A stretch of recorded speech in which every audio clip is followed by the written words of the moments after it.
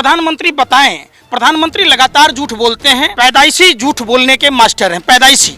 सबसे पहले देश के लोगों को, मीडिया के लोगों को सबक सिखाना होगा। अमन चोपड़ा जैसे लोग हैं, सुधीर चौधरी जैसे लोग हैं, अर्नब गोस्वामी जैसे लोग, लंबी फहरिस्त है। आप अगर जब फेक न्यूज की बात कीजिएगा तो प्रधानमंत्री के न्यूज पर रोक लगनी चाहिए, क्योंकि हमेशा फेक न्यूज होता है। ड्रोन से आलू ढोया जाता है, अब बादल से राडार को छुपा दिया जाता है, नाला से गैस बनता है, तब देश की दुर्दशा है। अद्भुत वैज्ञानिक। तो हम कहते हैं मौलाना जी को प्रधानमंत्री बना दीजिए। समय कॉन्स्टिट्यूशन क्लब में हूं और देखिए जिस तरह से लगातार सोशल मीडिया पर वायरल होता है, वीडियो दिखा रहा हूं। नमाज का वक्त हुआ है और ये लोग नमाज पढ़ रहे हैं। मुस्लिम कम्युनिटी के लोग, एक बैठक थी उसके बाद, और इसी तरह की तस्वीरें ट्रेन से आई थी। इसी तरह की तस्वीरें आपको देश भर से आती है। पंकज भाई, ये कॉन्स्टिट्यूशन क्लब पर कब्जा है। ये कॉन्स्टिट्यूशन क्लब पर कब्जा हो गया। आपको भी लगता है कि भाजपा आरएसएस की तरह गोबर को चमरपास समझकर खाते होंगे, इसलिए ऐसा लगता है। बाकी जो लोग लेटरिन खाते हैं उनको समझ में आता होगा। ये इबादत की जगह है और इबादत की कोई ऐसा जगह नहीं होता है कि कौन सी जगह आप इबादत करेंगे, सुमरन करेंगे। दिल से किया जाता है। देखिए, पूजा पाठ, सुमरन, नमाज, ये सब जो पढ़ने की परंपराएं हैं, हमको जहाँ फुर्सत मिलेगा हम पूजा करेंगे। मान लीजिए हम खेत में काम कर रहे हैं, तो क्या हम पूजा ना करें? लुल्लू मॉल में भी ये घटना हुआ था। लुल्लू मॉल पर कब्जा। लुल्लू में चटनी चाटने कौन गया था? च्यवनप्राश समझ के हैं। कौन गया था ओपनिंग करने? कौन था? योगी जी। योगी जी। अब वहाँ उपद्रवी बन के पूजा अर्चना, हनुमान चालीसा पढ़ने कौन गया? नमाज पढ़ने कौन गया? सारा खेल देखिए, ये आप लोगों को छोड़ा गया है देश में। सबसे पहले देश के लोगों को, मीडिया के लोगों को सबक सिखाना होगा। अगर आप सिखाना मतलब मारना पीटना होगा पत्रकारों को। देखो, मैं क्या कह रहा हूँ, मैं तो कहा नहीं कि श्रीलंका वाला इलाज करने के लिए पत्रकारों का 3 दवाई इलाज, जूता और पिटाई वाला बात तो मैं कहा नहीं। ये तो श्रीलंका में हुआ। भारत में पत्रकारों का जो एक गिरोह है, जो गैंगस्टर की भूमिका निभाते हैं, जो आतंकवादियों से भी ज़्यादा खतरनाक हैं, जो हमारे देश को बर्बाद कर रहे हैं, वैसे आतंकवादी पत्रकारों को होश में लाना जरूरी है। कौन है गिरोह का सरगना? सारे हैं।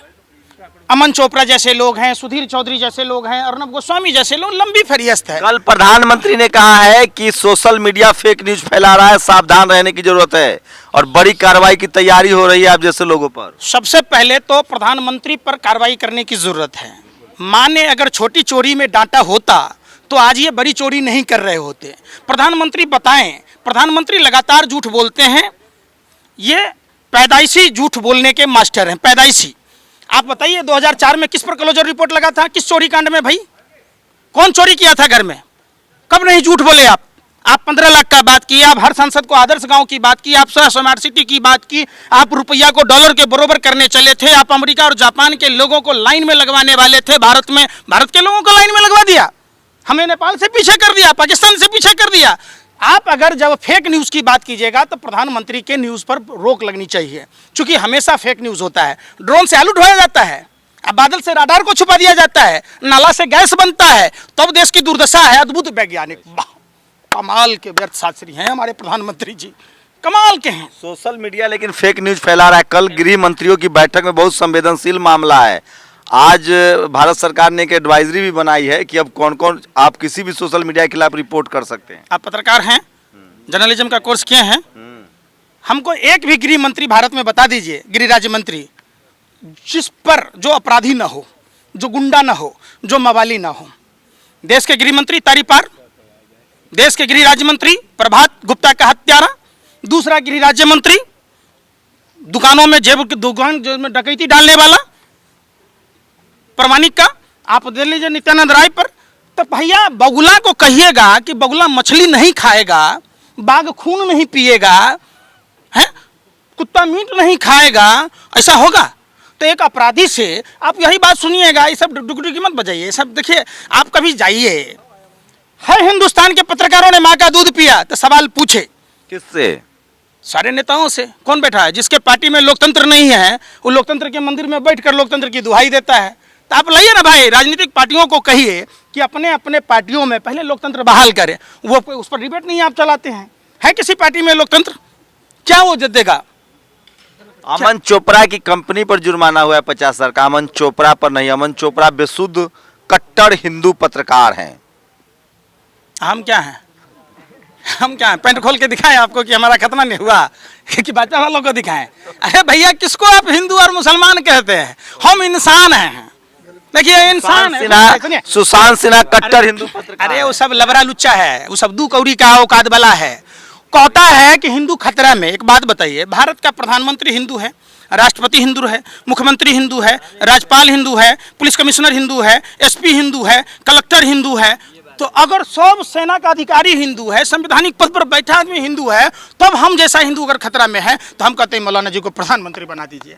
इस सब मौलाना जी खतरे में हो जाएंगे। हम हिंदू कलाम होते के मुंह में जाए भैया? अरे कश्मीर से तो कश्मीरी ब्राह्मणों को भगाया जा रहा है, जहाँ मुस्लिम आबादी ज्यादा है। अभी किसका राज है भैया? किसका राज है? एक जम्मू कश्मीर को 3 पार्ट में आपने कर दिया। और जिस विषय पर आप बात कर रहे हैं, 1990 में 85 सांसद आपके थे। 1990 में कहते हैं बीपी सिंह की सरकार में। तो आपका सांसद समर्थन क्यों लिया विश्वनाथ प्रताप सिंह से? क्यों नहीं कश्मीरी पंडितों का सुध लिया? 8 साल से आप केंद्र में सरकार में हैं। तो जब कश्मीरी पंडितों को उजाड़ा गया तो आप उन कश्मीरी पंडितों को जम्मू कश्मीर में क्यों नहीं भेजे? आपका तबला मुजरा गा रहे थे घाघरा चोली पहन के। 8 साल से क्या कर रहे? तथैया नाच रहे। और दूसरी बात, जब उसी जम्मू में आप जैसे पत्रकार नहीं दिखाते हैं, जब कश्मीरी पंडितों ने वहां नौकरी करने से मना किया, वो ड्यूटी पर नहीं जा रहे, वो हड़ताल पर बैठे हैं, तो उनका वेतन भत्ता कौन रोका भैया? किसकी सरकार है? 370 हटा दिया ना। अरे भैया, 370 लगाया कौन था? श्यामा प्रसाद मुखर्जी कश्मीर मामलों के मंत्री थे, जिन्होंने भारत छोड़ो आंदोलन का विरोध किया था, जो गोरे अंग्रेजों के दलाल थे, पिट्ठू थे, जो गार्ड के बदले में नौकरी लेते थे। उसको भी यही तो बात है कि गाय को, भैंस को, बकरी को रूखा सूखा घास खिलाइएगा तो अमृत जैसा दूध देगा, और वही अमृत जैसा दूध अगर आप सांप को पिला दीजिएगा तो जहर उगलेगा। ये तो वही सब बोले हैं जो गोरे अंग्रेजों की दलाली करने वाले लोग हैं। ये कैसे बदलेंगे? तो जहर ही उगलेंगे भाई। ये तो आज भी चाहते हैं कि देश गुलाम हो जाए। इनका चर्चा नहीं होता कि हमारा रुपया 90 के करीब पहुंचने वाला है। इन बेशर्मों को 83 हुआ, फेक न्यूज फैला रहे हैं आप। सुन नहीं रहे मैं क्या कर रहा हूँ? 80 के पार किया ना भाई। अब जो रफ्तार से रुपया गिर रहा है, तो फिर जूही चावला अब ना बोल रही है कि मैं तो डॉलर का अंडरवियर पहनती हूँ, रुपया का पहनती तो बार बार गिरता रहता। हमारी निर्मला ताई की तरह कहिएगा कि डॉलर मजबूत हो रहा है, रुपया नहीं गिर रहा है। टाइटैनिक जहाज डूबा नहीं था, समुद्र का पानी चढ़ गया था। नहीं समझे? महंगाई पर कह दीजिएगा कि हम भारत के लोगों को भूख ज्यादा लग रही है, पड़ोसी देश के लोग खाइए न रहा है। तो ये कोई बात हुआ? प्रधानमंत्री ने कहा है कि पहला मेट्रो पर सफर करने वाले वाजपेयी हैं, जबकि इंदिरा जी ने 72 में ही मेट्रो का उद्घाटन कर दिया था। इस पर क्या कहेंगे? नरेंद्र मोदी जी उस समय फोटो कैमरा सब यूज करते थे। जिस डिजिटल इंडिया की बात होती है, वाजपेयी जी बैलगाड़ी लेकर गए थे संसद भवन में। कंप्यूटर से सब खराबे हो जाएगा हैं, तो क्या कर रहे थे? एगो देखिए, जो मर्द था वो जंग में गया, जो नामर्द था वो संघ में गया। एगो संघी को बता दीजिए जिस पर जेल हुआ हो, जिसको उम्र कैद हुई हो, जिसको फांसी हुई हो, जिसके घर में कुर्की जब्ती हुई हो। वीर सावरकर। वीर सावरकर जेल। सावरकर का कौन जीजा लगता था कि फूफा लगता था? जब टीचर को 12 रुपया महीना मिलता था, उस समय 60 रुपया महीना गोरे अंग्रेज पेंशन देता था भैया। किस बात का? तथैया नाचने का? बुलबुल बुलबुल पर 60 रुपया कहाँ पर? रूबिका लियाकत और अमन चोपड़ा ने कहा है कि देश सेकुलर है। अच्छा, सेकुलर है कह दी ना, मान ली, शुक्र है मान तो ली। तो फिर नफरत क्यों फैला रही है रूबिका लियाकत जी? हैं? रूबिका लियाकत जी को ना समझ में आता कि ये देश संविधान से चलेगा। बाबा साहब अंबेडकर का संविधान सर्वधर्म समभाव की बात कहता है।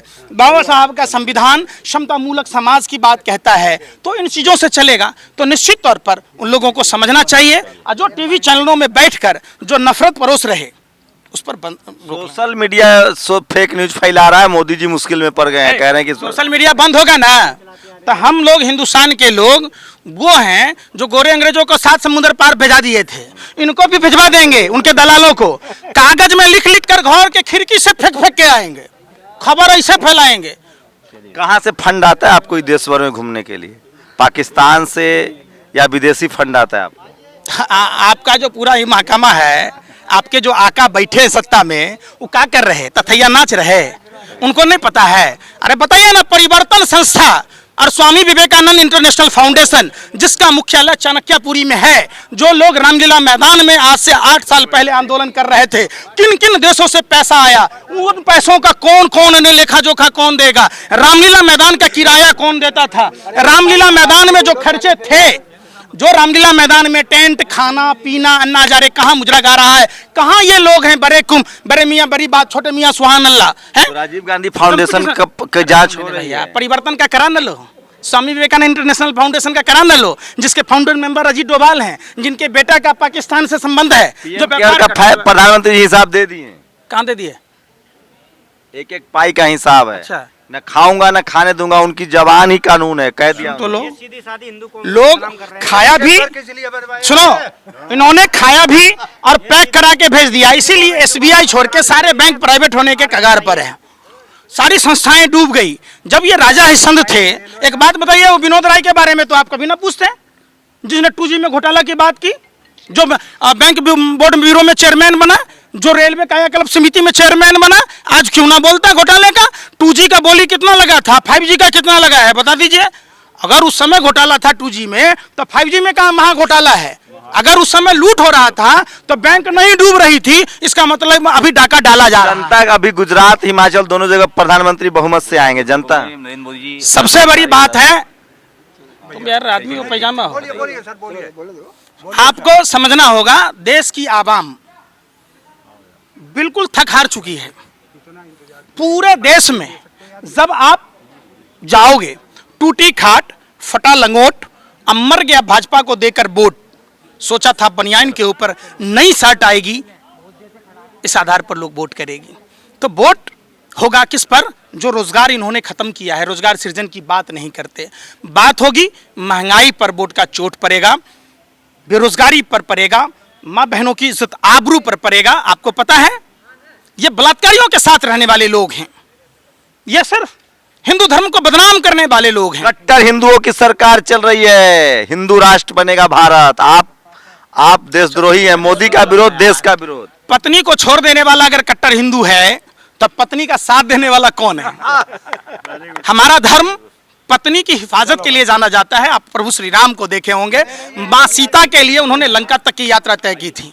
पत्नी छोड़दास को हमारा धर्म स्वीकार नहीं करता है, और हमारे धर्म में, हिंदू धर्म में, कोई भी शुभ कार्य अगर हो तो वहां पत्नी को साथ लेकर चलने की परंपरा है, साथ बिठाने की परंपरा है, नारी को पूजने की परंपरा है।